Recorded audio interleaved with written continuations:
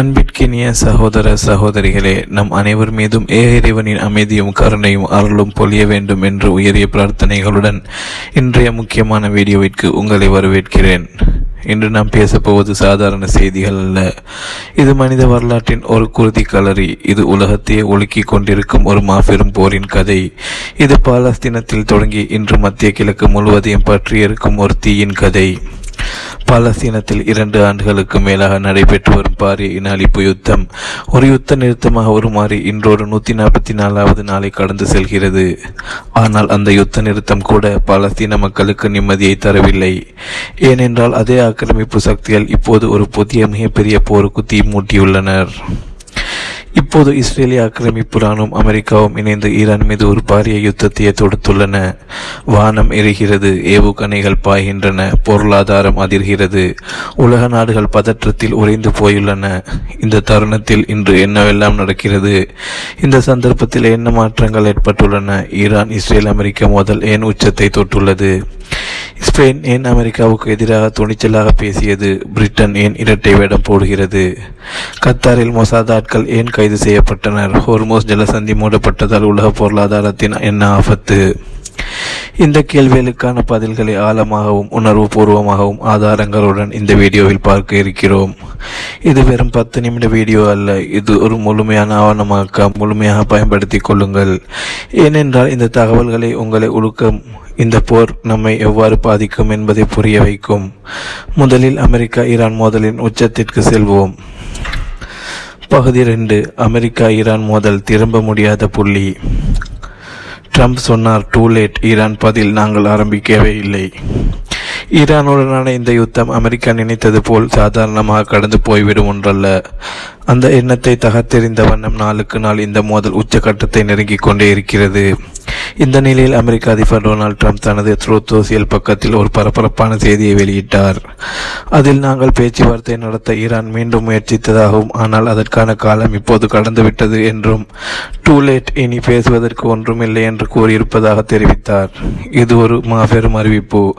America ஈரானுடனான அனைத்து பேச்சுவார்த்தை கதவுகளை மூடிவிட்டதாக இந்த பதிவு அர்த்தப்படுத்துகிறது. ஆனால் இதற்கு ஈரான் என்ன பதில் சொன்னது தெரியுமா? ஈரானின் வெளிவிவகார அமைச்சர் அப்பாஸ் அராக்சி மிக தெளிவாக ஊடகங்களுக்கு பதிலளித்தார். அந்த பதில் வெறும் பதில் அல்ல, அது ஒரு கொள்கையின் பிரதிபலிப்பு. அவர் கேட்ட கேள்வி இந்த யுத்தத்தின் மையத்தையே தொட்டது. இப்போது யுத்தத்தை நிறுத்துவது எங்களை சார்ந்தது அல்ல, ஏனென்றால் நாங்கள் இந்த யுத்தத்தை ஆரம்பிக்கவே இல்லை. அவர்கள் தான் ஆரம்பித்தார்கள். எங்களிடம் வந்து யுத்தத்தை நிறுத்துங்கள் என்று கூறுவதை விட்டுவிட்டு அவர்களிடமே சென்று கேட்டுக்கொள்ளுங்கள். நாங்கள் எங்கள் மீதான தாக்குதலுக்கு பதிலடி கொடுத்து சுய பாதுகாப்பில் ஈடுபட்டுள்ளோம். எங்கள் ரெட் லைன்களை அமெரிக்காவும் இஸ்ரேலும் தாண்டிவிட்டன. ஆகவே எங்கள் நடவடிக்கை தவிர்க்க முடியாததாக இருந்தது. இந்த ஒரு பதில் அமெரிக்காவின் முகத்தில் அறைந்தது போல் உள்ளது. சிந்தித்து பாருங்கள். அமெரிக்கா ஒரு ஜாம்பவானை போல் தனியாக வந்து சண்டையிடுவதுண்டா? வரலாற்றை திருப்பி பாருங்கள். ஈராக் போராக இருந்தாலும் சரி, ஆப்கான் போராக இருந்தாலும் சரி, நேட்டோவின் துணையோடும் பிரிட்டன், ஆஸ்திரேலியா போன்ற நாடுகளின் ஆதரவோடும் அமெரிக்கா களமிறங்கியுள்ளது. தனியாக ஒரு பேரையும் அமெரிக்கா சந்தித்ததில்லை, சந்திக்கவும் முடியாது. இப்போதும் அதே நிலைதான். பிரிட்டன், ஜெர்மனி, பிரான்ஸ், ஆஸ்திரேலியா என அனைத்து நாடுகளையும் எங்களுடன் சேர்ந்து ஈரானை தாக்குங்கள் என்று அமெரிக்கா கொஞ்சிக் கொண்டிருக்கிறது. ஆனால் இந்த முறை பதில் வேறு விதமாக இருக்கிறது. பிரிட்டன் பிரதமர் ஸ்டாமர், நாங்கள் நேரடியாக போருக்கு வர தயாரில்லை என்று மறுல் போகிறார். ஜெர்மனியின் சான்சலர், பொருளாதாரம் பாதிக்கப்படும் என்று கவலை தெரிவிக்கிறார். பிரான்ஸ் இன்னும் உறுதியான பதில் எதுவும் சொல்லவில்லை. ஆனால் இதற்கு மத்தியில் ஐரோப்பாவின் ஒரு நாடு மிக தெளிவாகவும் துணிச்சலாகவும் பேசியுள்ளது. அது ஸ்பெயின். இப்போது அந்த அதிரடி அறிவிப்புக்கு செல்வோம். பகுதி 2. ஐரோப்பாவின் எதிர்ப்பு, ஸ்பெயினின் துணிச்சல். ஸ்பெயின் மறுக்கிறது, அமெரிக்க தளங்களுக்கு அனுமதி இல்லை. ஸ்பெயினின் பிரதமர் பெட்ரோ சான்சஸ் மிக திட்டவட்டமாக ஒரு அறிவிப்பை வெளியிட்டார். அது அமெரிக்காவை அதிர்ச்சியில் அழுத்திய அறிவிப்பு. அவர் சொன்ன வார்த்தைகளை கேளுங்கள். நாங்கள் இந்த யுத்தத்திற்கு தயாராக இல்லை. எங்கள் நாட்டில் உள்ள அமெரிக்க தளங்களை ஈரானுக்கு எதிரான தாக்குதலுக்கு பயன்படுத்த அனுமதிக்க மாட்டோம். இது ஒரு பெரும் வீரச் செயல். ஏனென்றால் ஸ்பெயினுக்கும் அமெரிக்காவும் ஈரான் ஒப்பந்தம் உள்ளது. அந்த ஒப்பந்தத்தின்படி ஸ்பெயினின் அனுமதியின்றி அமெரிக்கா எந்த நாட்டின் மீதும் தாக்குதல் நடத்த முடியாது. குறிப்பாக ஸ்பெயினில் உள்ள ரோட்டா மற்றும் மோரோன் தளங்கள் அமெரிக்காவின் மத்திய தரைக்கடல் மற்றும் மத்திய கிழக்கு நடவடிக்கைகளுக்கு மிக முக்கியமானவை. இந்த தளங்களில் அமெரிக்காவின் அதிநவீன F-35 போர் விமானங்கள் நிறுத்தப்பட்டுள்ளன. இந்த விமானங்கள் ஈரான் மீது தாக்குதல் நடத்த பயன்படுத்தப்படும் என்ற அச்சம் இருந்தது. ஆனால் ஸ்பெயின் அந்த வாய்ப்பை மூடிவிட்டது. இது ஸ்பெயினுக்கும் புதிதல்ல. பாலஸ்தீன விவகாரத்தில் ஸ்பெயின் இது போல் தான் செயல்பட்டது. பாலஸ்தீனத்தை ஒரு நாடாக அங்கீகரித்த முதல் ஐரோப்பிய நாடுகளில் ஒன்று ஸ்பெயின். ஐக்கிய நாடுகள் சபையில் பாலஸ்தீனத்திற்காக குரல் கொடுத்தது. இஸ்ரேலுடனான உறவை துண்டித்த நாடு ஸ்பெயின். மனித நேயம், நியாயம், நீதி இவற்றின் பக்கம் ஸ்பெயின் எப்போதும் நிற்கிறது. இதற்கு நேர்மாறாக பிரிட்டனின் நிலைப்பாடு இரட்டை வேடம் போன்றது. பிரிட்டிஷ் பிரதமர் ஸ்டாமர், நாங்கள் உங்களுடன் சேர்ந்து ஈரானை தாக்க வரமாட்டோம் என்று ஒரு பக்கம் சொல்லிவிட்டு மறுபக்கம் சைப்ரஸில் உள்ள எங்கள் இராணுவ தளத்தை நீங்கள் பயன்படுத்திக் கொள்ளலாம் என்று அமெரிக்காவுக்கு பச்சை கொடி காட்டுகிறார். அதாவது ஒரு பக்கம் நேரடி மோதலை தவிர்த்து மறுபக்கம் யுத்தத்திற்கு உதவி செய்கிறார்கள். இதுவே ஸ்பெயினின் நேர்மைக்கும் பிரிட்டனின் நயவந்தயத்திற்கும் உள்ள வித்தியாசம். ஆனால் பிரிட்டன் மறந்துவிட்ட ஒரு விஷயம் இருக்கிறது. ஈரான் ஏற்கனவே சைப்ரஸ் மீது 2 முறை தாக்குதல் நடத்தியுள்ளது, மேலும் தாக்குதல் நடத்தும் என்று எச்சரித்துள்ளது. இந்த ஸ்பெயினின் முடிவு அமெரிக்க அதிபர் டிரம்பை கடும் கோபத்திற்குள்ளாக்கியுள்ளது. ஜெர்மனியின் சான்சலரை சந்தித்து பேசும்போது ட்ரம்ப் இதை கண்டித்து பேசியதாக தகவல்கள் வெளியாகியுள்ளன. ஸ்பெயின் மிகவும் மோசமாக நடந்து கொள்கிறது. அவர்களுடனான அனைத்து வர்த்தக உறவுகளையும் துண்டிக்க கருவூல செயலாளருக்கு உத்தரவிட்டுள்ளேன். அவர்களை முழுமையாக தனிமைப்படுத்துங்கள். ஏற்றுமதி இறக்குமதி அனைத்திற்கும் தடை விதியுங்கள். அமெரிக்கா தனது செல்வாக்கை பயன்படுத்தி நாடுகளை மிரட்டுகிறது. பொருளாதார தடை விதிப்பதாக மிரட்டுகிறது. ஆனால் ஸ்பெயினை போன்ற நாடுகள் நெருப்பில் சுட்டரிக்கப்பட்டாலும் உண்மைக்காக மனிதநேயத்திற்காக நிற்கின்றன. இது மத்திய கிழக்கின் பாலைவனத்தில் மட்டுமல்ல, ஐரோப்பாவின் இதயத்திலும் ஒரு புதிய விடிவுக்கான அறிகுறி. இப்போது நேரடியாக போர்க்களத்திற்கு செல்வோம். பகுதி 4. போர்க்களம் விரிவடைகிறது. ஈரானின் கோபம். 1700 இலக்குகள். ஈரானின் பதிலடி கொடுக்கிறது. இப்போது போர்க்களத்தின் நேரடி காட்சிகளை பார்க்க போகிறோம். அமெரிக்காவின் சென்டகோம் இதுவரைக்கும் ஈரானுக்குள் 1700 இலக்குகளை தாக்கியிருப்பதாக அதிகாரப்பூர்வமாக அறிவித்துள்ளது. 1700 இது ஒரு சிறிய எண்ணிக்கை அல்ல. ஆனால் இதற்கு ஈரான் விட்டுக் கொடுப்பதாக இல்லை. பதிலடி தாக்குதல்கள் தீவிரமடைந்துள்ளன. இன்று குவைத், துபாய், அபுதாபி, பஹ்ரைன் உள்ளிட்ட பகுதிகளில் ஈரான் கடுமையான தாக்குதல்களை நடத்தியுள்ளது.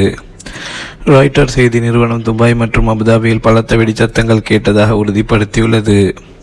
இது வெறும் எச்சரிக்கை அல்ல, இது அதிர்ச்சி தாக்குதல். ஐக்கிய அரபு அமீரகம் அமெரிக்காவுக்கு மிகவும் நெருக்கமான நாடு. துபாய் மத்திய கிழக்கின் பொருளாதார ஹப். இந்த இடங்களை தாக்குவது என்பது அமெரிக்காவுக்கு ஒரு கடும் எச்சரிக்கை. அதே சமயம் வடக்கு ஈராக்கில் அமெரிக்க ஆதரவு பெற்ற குர்திஸ் பகுதிகளான அர்பில் மீது ஈரானின் புரட்சிகர காவல்படை தாக்குதல் நடத்தியதாக அறிவித்துள்ளது. இந்த பகுதியில் அமெரிக்க கான்சுலேட் மற்றும் இராணுவ தளங்கள் உள்ளன.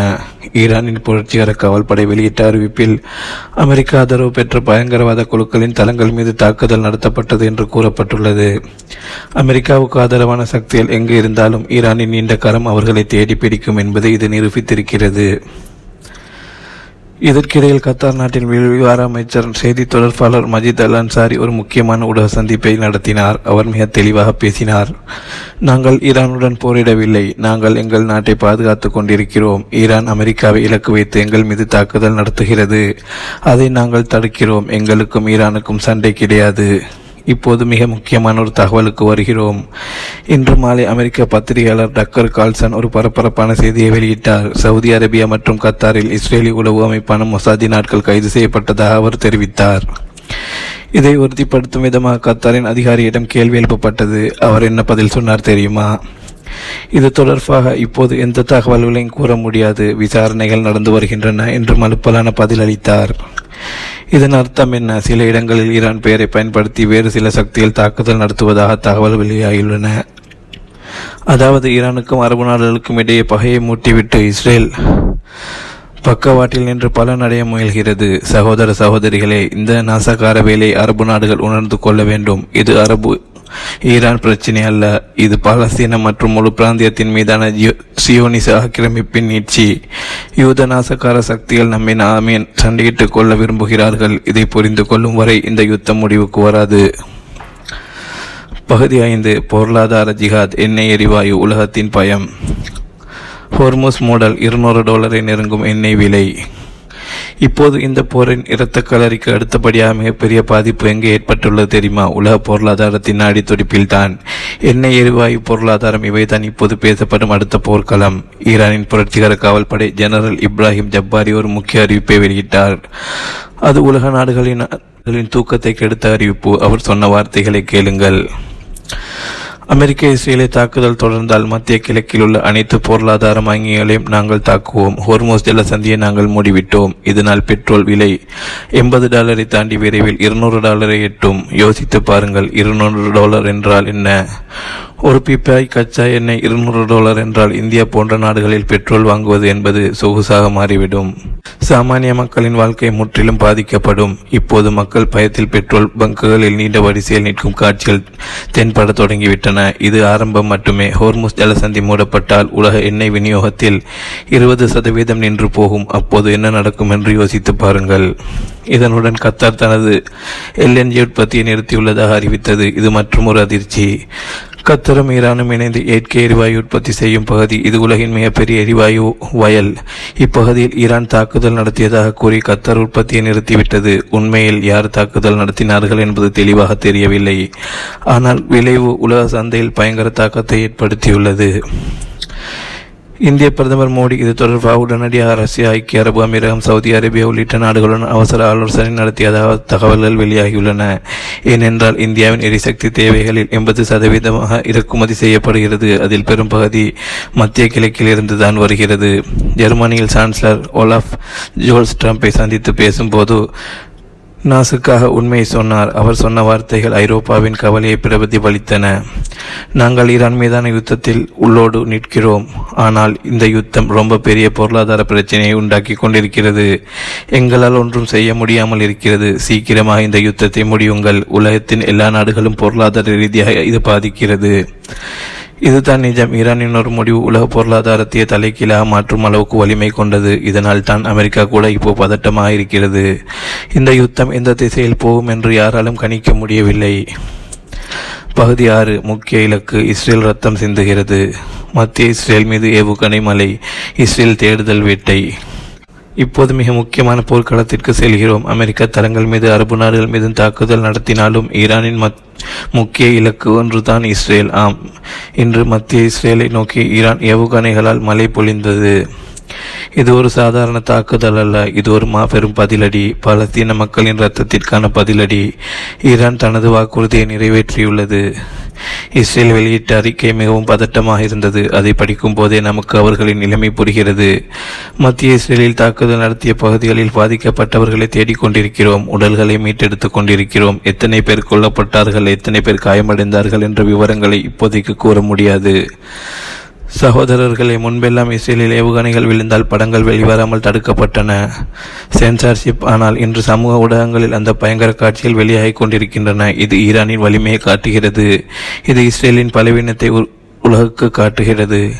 இதற்கிடையில் ஓமான் மீது இன்று காலை நடத்தப்பட்ட ஆளில்லா விமான தாக்குதலுக்கு தாங்கள் பொறுப்பேற்கவில்லை என்று ஈரான் அதிகாரப்பூர்வமாக அறிவித்துள்ளது. இது மிக முக்கியமான விஷயம். ஈரான் தான் நடத்தும் ஒவ்வொரு தாக்குதலும் பெருமையுடன் பொறுப்பேற்கும். ஆனால் இந்த தாக்குதலை ஏற்க மறுத்திருப்பது இது வேறு யாரோ நடத்திய திட்டமிட்ட நாசவேலை என்பதை உணர்த்துகிறது. இது இஸ்ரேலோ அல்லது வேறு சக்திகளோ நடத்திய நாசவேலையாக இருக்கலாம். ஈரானுக்கும் ஒமானுக்கும் இடையே பகையை மூட்டுவதற்கான ஒரு சூழ்ச்சி. இதை அரபு நாடுகள் புரிந்து கொள்ள வேண்டும். இந்த நேரத்தில் விழிப்புடன் இருக்க வேண்டும். பகுதி 7. மொசாட் இணைப்பு உளவு விளையாட்டுகள். சவுதி மற்றும் கத்தாரில் மொசாட் ஆட்கள் கைது, பரபரப்பு. இப்போது ஒரு முக்கியமான உளவு விவகாரத்திற்கு வருவோம். இன்று மாலை வெளியான தகவல்களின்படி சவுதி அரேபியாவிலும் கத்தாரிலும் இஸ்ரேலிய உளவு அமைப்பான மொசாதின் ஆட்கள் கைது செய்யப்பட்டுள்ளனர். அமெரிக்க பத்திரிகையாளர் டக்கர் கால்சன் தனது உலகத்தில் இந்த தகவல்களை வெளியிட்டார். இவர் அமெரிக்காவின் மிக முக்கியமான பத்திரிகையாளர்களில் ஒருவர். அவர் வெளியிடும் தகவல்கள் பெரும்பாலும் உண்மையாகவே இருக்கும். இது குறித்து கத்தாரின் வெளிவிவகார அமைச்சின் செய்தி தொடர்பாளர் மஜித் அல் அன்சாரியிடம் கேள்வி எழுப்பப்பட்டது. அவர் அளித்த பதில் மிகவும் கவனமாக இருந்தது. இது தொடர்பாக நாங்கள் மேலதிக விளக்கம் சொல்ல வரவில்லை. இந்த தாக்குதல் தொடர்பாக விசாரணை தொடர்கின்றன. சம்பந்தப்பட்டவர்கள் கைது செய்யப்பட்டது தொடர்பாக மேலதிக விளக்கங்களை தர இயலாது. இதன் அர்த்தம் என்ன? இந்த 2 முக்கிய அரபு நாடுகளிலும் இஸ்ரேலிய உளவாளிகள் செயல்பட்டு கொண்டிருந்தார்கள். அவர்கள் என்ன தகவல்களை சேகரித்தார்கள், என்ன நாச வேலைகளில் ஈடுபட்டிருந்தார்கள்? இது ஒரு பெரிய உளவு வலையமைப்பின் பகுதியா? இப்போது புரிகிறதா ஏன் ஈரான் மீது தாக்குதல் நடத்தியதாக பொய்யான தகவல்களை பரப்பப்படுகின்றன? ஏன் அரபு நாடுகளுக்கு ஈரானுக்கும் இடையே பகை விதைக்கப்படுகிறது? இவை அனைத்திற்கும் பின்னால் இஸ்ரேலிய நாசகார சக்திகள் இருக்கிறார்கள். இன்று காலை வாஷிங்டன் போஸ்டில் வெளியான ஒரு செய்தி இதை உறுதிப்படுத்துகிறது. ஈரான் மீது யுத்த நடத்துவதற்கு அமெரிக்காவுக்கு அழுத்தம் கொடுத்தவர்களில் இஸ்ரேலிய பிரதமர் பெஞ்சமின் நெத்தன்யாவும் சவுதி அரேபியாவின் பட்டத்து இளவரசர் முகமது இப்னு சல்மானும் தான் என்று அந்த செய்தி கூறுகிறது. இது குறித்து கத்தாரின் செய்தி தொடர்பாளரிடம் கேட்கப்பட்ட போது அவர் மிக தெளிவாக, எங்களுக்கு இதில் எந்த தொடர்பும் இல்லை, நாங்கள் சுய பாதுகாப்புக்கு மட்டுமே செயல்படுகிறோம் என்று கூறினார். சவுதி அரேபியா பற்றி அவர் பேச மறுத்துவிட்டார். பகுதி 8. பிரிட்டனின் சங்கடம், சைப்ரஸ் அச்சுறுத்தல். சைப்ரஸுக்கு போர்க்கப்பல், பிரிட்டன் என்ன செய்ய போகிறது? இப்போது பிரிட்டனுக்கு வருவோம். பிரிட்டிஷ் பிரதமர் ஸ்டாமர் இன்றைக்கு ஒரு முக்கிய அறிவிப்பை வெளியிட்டார். ஈரானின் தாக்குதல்களுக்கு பிறகு சைப்ரஸுக்கு தங்களுடைய ஆயுத விமான தங்கி கப்பல்களை அனுப்புவதாக அவர் தெரிவித்தார். ஆல்ரெடி சைப்ரஸுக்கு 2 தடவைகள் ஈரான் தாக்குதலை நடத்தியுள்ளது. தொடர் தாக்குதல்களை நடத்துவோம் என்று ஈரான் எச்சரிக்கை விடுத்துள்ளது. இந்த சூழலில் சைப்ரஸுக்கு எங்களுடைய தற்காப்பு நடவடிக்கைகளை தொடர இருப்பதாக அறிவிக்கிறோம். ட்ரோன்களை எதிர்த்து தாக்குதல் நடத்தக்கூடிய திறன் கொண்ட ஹெலிகாப்டர்களை அங்கே நாங்கள் அனுப்புகிறோம். அதே போன்று யுகேயினுடைய HMS டிராகன் என்கிற விமான தங்கி கப்பலும் அந்த பகுதிக்கு அனுப்பப்பட்டிருக்கிறது. சைப்ரஸின் அதிபருடன் இது தொடர்பாக நான் பேசியிருக்கிறேன். பிரிட்டன் தெளிவாகத்தான் பயணித்துக் கொண்டிருக்கிறது. அவர்களுடைய தளங்களை பாதுகாப்பதற்கு முயற்சி செய்கிறார்கள். ஆனால் ஈரானுடன் நேரடி மோதலுக்கு வர விரும்பவில்லை. கத்தார் சொல்வது போலவே நாங்கள் எங்கள் தளங்களை பாதுகாக்கிறோம், சண்டைக்கு வரவில்லை என்று அவர்கள் சொல்கிறார்கள். ஆனால் பிரிட்டன் மறுத்துவிட்ட ஒரு விஷயம் இருக்கிறது. ஈரான் ஏற்கனவே சைப்ரஸ் மீது 2 முறை தாக்குதல் நடத்தியுள்ளது. இனி வரும் நாட்களில் மேலும் தாக்குதல் நடத்தும் என்று எச்சரித்துள்ளது. சைப்ரஸில் உள்ள பிரிட்டிஷ் தளங்கள் ஈரானின் முக்கிய இலக்குகளாக மாற்றக்கூடும். பகுதி 9. ஈரானின் எச்சரிக்கை, பொருளாதார மையங்கள் இலக்கு. துபாய், தோஹா, ரியாத் அனைத்து எங்கள் ஏவுகணை வரம்பிற்குள். இப்போது ஈரானின் மிக முக்கியமான எச்சரிக்கைக்கு வருகிறோம். ஈரானின் இராணுவ தளபதிகள் ஒரு புதிய எச்சரிக்கையை விடுத்துள்ளனர். அது மத்திய கிழக்கின் பொருளாதார மையங்களை நடுங்க வைத்துள்ளது. அமெரிக்கா இஸ்ரேலிய தாக்குதல் ஈரான் மீது தொடர்ந்து மத்திய கிழக்கில் இருக்கக்கூடிய அனைத்து பொருளாதார மையங்களுக்கும் எதிராக ஈரான் பழிவாங்கும் தாக்குதல்களை நடத்தும். ஹொர்முஸ் ஜலசந்தியை நாங்கள் மூடியிருக்கிறோம். நாங்கள் மூடிய உடனேயே விலை $80 மேல் பெட்ரோல் விலை அதிகரித்திருக்கிறது. அது விரைவிலேயே $200 எட்டும் என்று நாங்கள் எதிர்பார்க்கிறோம். இதன் அர்த்தம் துபாய், அபுதாபி, தோஹா, ரியாத் இந்த நகரங்கள் அனைத்தும் ஈரானின் ஏவுகணைகளின் வரம்பிற்குள் இருக்கின்றன. இந்த நகரங்கள் மத்திய கிழக்கின் பொருளாதார முதுகெலும்புகள். இவை தாக்கப்பட்டால் உலக பொருளாதாரமே சரியும். $200 பெட்ரோல் போய்விட்டால் நம்ம நாட்டில் பெட்ரோல் வாங்குவது என்பது நிலம் வாங்குவது போல ஆகிவிடும். 1 லிட்டர் பெட்ரோல் $400 என்றால் சாமானிய மக்கள் எப்படி வாழ்வார்கள்? சிந்தித்து பாருங்கள். இப்போதைய மக்கள் பயத்தில் பெட்ரோல் பங்கர்களில் நிற்கும் காட்சிகளை பார்க்க முடிகிறது. இது இன்னும் அதிகரிக்கும். LNG உற்பத்தி நிறுத்தப்பட்டுள்ளது. புதிய ஆர்டர்கள் போட முடியாத நிலை இருக்கும். எண்ணெயையும் எடுக்க முடியாத நிலை. ஏனென்றால் ஹோர்முஸ் மூடப்பட்டுள்ளது. பகுதி 10. இந்தியாவின் கவலை, மோடியின் இராஜதந்திரம். இந்திய எண்ணெய் தேவை, மோடி அவசர பேச்சுவார்த்தை.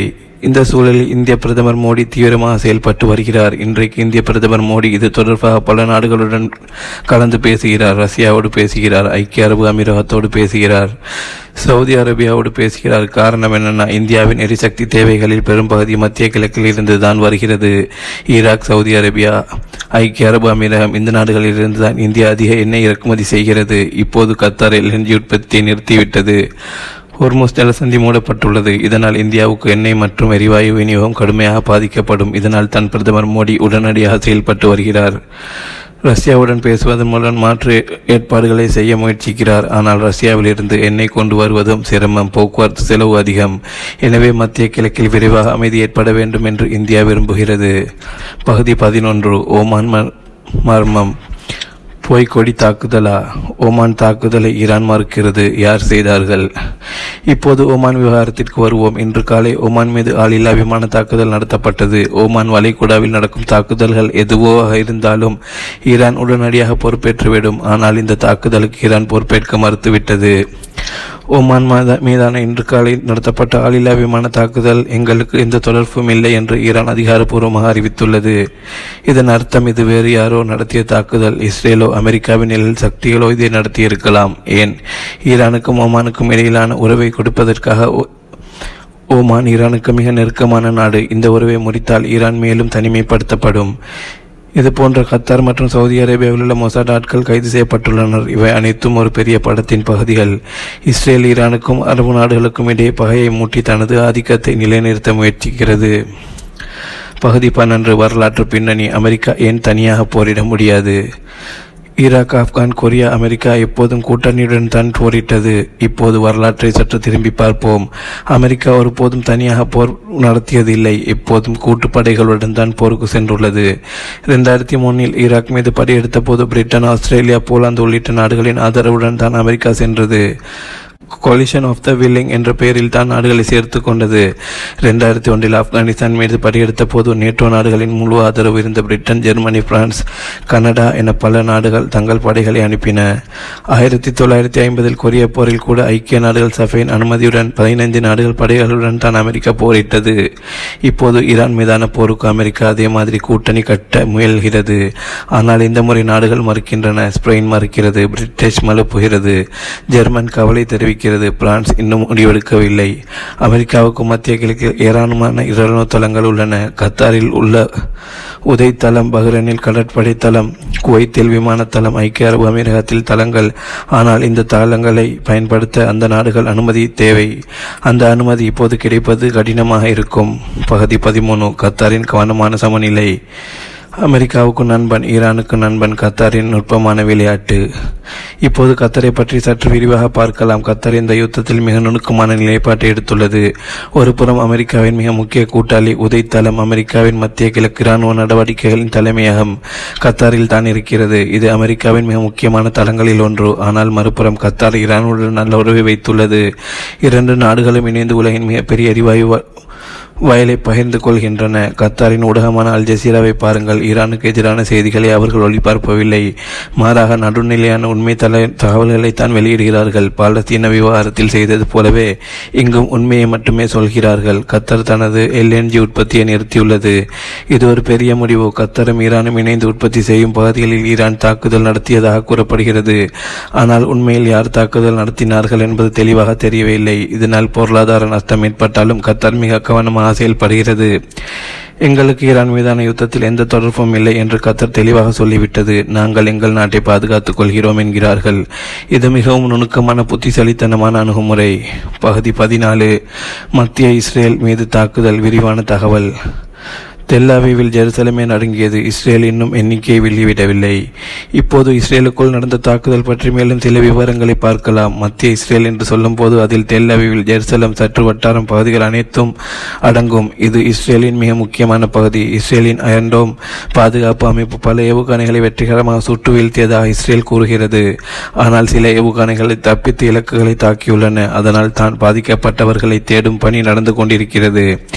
எத்தனை பேர் கொல்லப்பட்டார்கள், எத்தனை பேர் காயமடைந்தார்கள் என்ற விவரங்கள் இப்போதைக்கு கூற முடியாது என்று இஸ்ரேல் கூறியிருப்பது உண்மையான பாதிப்பு மிக அதிகமாக இருக்கும் என்பதை காட்டுகிறது. பொதுமக்கள் மத்தியில் பீதி நிலவுகிறது. முன்பெல்லாம் இஸ்ரேலில் ஏவுகணை விழுந்தால் அந்த காட்சிகள் வெளியாகாமல் தடுக்கப்பட்டன. இராணுவ சென்சார்ஷிப். ஆனால் இப்போது சமூக ஊடகங்களின் மூலம் அந்த காட்சிகள் வெளியாகி கொண்டிருக்கின்றன. இது இஸ்ரேலின் கட்டுப்பாட்டை மீறிய செய்தி. மக்கள் உண்மையை பார்க்கிறார்கள். ஈரானை பொறுத்தவரை இது ஒரு பெரிய வெற்றி. தாங்கள் சொன்னபடி பதிலடி கொடுத்துள்ளனர். இனி இஸ்ரேலின் அடுத்த நடவடிக்கைகள் என்ன என்பதை பொறுத்தே இருந்தே பார்க்க வேண்டும். பகுதி 15. சவுதி அரேபியாவின் சங்கடம். அமெரிக்காவின் அழுத்தம், ஈரான் அச்சுறுத்தல். சவுதி என்ன செய்யும்? இப்போது சவுதி அரேபியாவின் நிலைப்பாட்டை பார்க்கலாம். வாஷிங்டன் போஸ்ட் செய்தியின்படி ஈரான் மீது யுத்தம் நடந்து அமெரிக்காவுக்கு அழுத்தம் கொடுத்தவர்களின் சவுதியின் பட்டத்து இளவரசர் முகமது இப்னு சல்மானும் ஒருவர். ஆனால் இது உண்மையா? சவுதி அரேபியாவுக்கும் ஈரானுக்கும் பழைய பகை உண்டு. ஈரான் ஆதரவு ஹூதி கிளர்ச்சியாளர்கள் சவுதியின் எண்ணெய் நிலையங்கள் மீது தாக்குதல் நடத்தியுள்ளனர். ஆனால் நேரடி யுத்தம் என்பது வேறு விஷயம். சவுதி அரேபியா இப்போது விஷன் 2030 திட்டத்தின் மூலம் பொருளாதாரத்தை மாற்றி அமைத்து வருகிறது. நியோம் போன்ற மாபெரும் திட்டங்களில் நடந்து வருகின்றன. இந்த நிலையில் ஒரு பெரிய யுத்தம் சவுதியின் பொருளாதாரத்தை முற்றிலும் பாதிக்கும். சவுதியில் அமெரிக்காவின் இராணுவ தளங்கள் உள்ளன. ஆனால் அந்த தளங்களை ஈரான் தாக்குதல் பயன்படுத்த அனுமதிப்பது சவுதியை நேரடி இலக்காக மாற்றும். இதனால் சவுதி மிகவும் கவனமாக இருக்க வேண்டியுள்ளது. சமீபத்தில் சவுதியும் ஈரானும் சீனாவின் மத்தியஸ்தத்தில் உறவை மீண்டும் தொடங்கின. இரஜதந்திர உறவுகள் மீட்கப்பட்டன. இப்போது மீண்டும் யுத்தம் என்றால் அந்த முயற்சிகள் அனைத்தும் வீணாகும். பகுதி 16. மனித இழப்பு. பாலஸ்தீனத்தின் வேதனை. 2 ஆண்டுகளா இன அழிப்பு, பாலஸ்தீன மக்களின் கண்ணீர். இப்போது இந்த யுத்தத்தின் நிஜ முகத்தை பார்க்க வேண்டும். இந்த போரில் மிக அதிகம் பாதிக்கப்படுவது யார் தெரியுமா? சாமானிய மக்கள். பாலஸ்தீனத்தில் ஏற்கனவே 2 ஆண்டுகளாக இன அழிப்பு நடந்து கொண்டிருந்தது. பாலஸ்தீன மக்கள் தினமும் பசி, பட்டினி, குண்டுவீச்சு, இடம்பெயர்வு என பல சவால்களை எதிர்கொள்கிறார்கள். வீடுகள் இடிக்கப்படுகின்றன, மருத்துவமனைகள் குண்டு வீசப்பட்டு அழிக்கப்படுகின்றன, குழந்தைகள் கொல்லப்படுகிறார்கள். ஒரு தாய் தன் குழந்தையின் உடலை தேடிக்கொண்டிருப்பதையும் பார்த்தீர்களா? ஒரு தந்தை தன் மகனின் சடலத்தை தூக்கி செல்வதை பார்த்தீர்களா? இதுதான் இந்த யுத்தத்தின் நிஜம். இதைத்தான் நாம் இன அழிப்பு என்று அழைக்கிறோம். ஐக்கிய நாடுகள் சபையில் பாலஸ்தீனத்திற்கு அங்கீகாரம் கிடைத்துள்ளது. ஆனால் அது போதாது. பாலஸ்தீன மக்கள் சுதந்திரம் அடைய வேண்டும். அவர்கள் தனிநாடு வேண்டும். அவர்கள் நம்மை போல நிம்மதியாக வாழ வேண்டும். இந்த ரமலான் மாதத்தில் பாலஸ்தீன மக்களுக்காக நாம் பிரார்த்திப்போம். இந்த யுத்தம் விரைவில் முடிவடைய வேண்டும். மத்திய கிழக்கில் அமைதி திரும்ப வேண்டும்.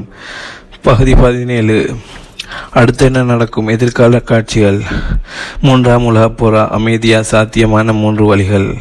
இப்போது மிக முக்கியமான கேள்விகள். அடுத்து என்ன நடக்கும்? இந்த யுத்தம் எங்கே போகும்? முதலாவது சாத்தியம் இராஜதந்திரம். உலக நாடுகள் தலையிட்டு போரை நிறுத்த முயற்சிக்கலாம். ஐக்கிய நாடுகள் சபை, ஐரோப்பிய ஒன்றியம், சீனா, ரஷ்யா இவர்கள் மத்தியஸ்தம் செய்ய முயற்சிப்பார்கள். ஆனால் ட்ரம்ப் டூ லேட் என்று சொல்லிட்ட நிலையில் இது கடினம்.